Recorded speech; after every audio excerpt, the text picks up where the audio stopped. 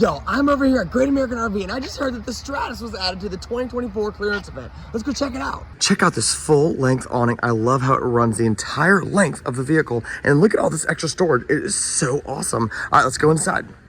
Right when you walk in, you have this gigantic bed, and then look at this amazing layout with some of the most comfortable couches I've ever sat on in my entire life. This piece folds down. You have 2 cup holders plus a plug and 2 USBs. Did I mention it's got heated seats? It's got heated seats. Also, there is storage underneath the bed. Check this out. I mean, y'all, there is storage for days in this RV. I absolutely love it. Look at this kitchen, huge refrigerator, and then look at all the little details. I just love that they thought of absolutely everything in this Venture. It is so much fun. There is a ton of counter space here. This rolls up so you can do your dishes here. And then look, it is actually easy to add internet in this unit because it's pre-wired.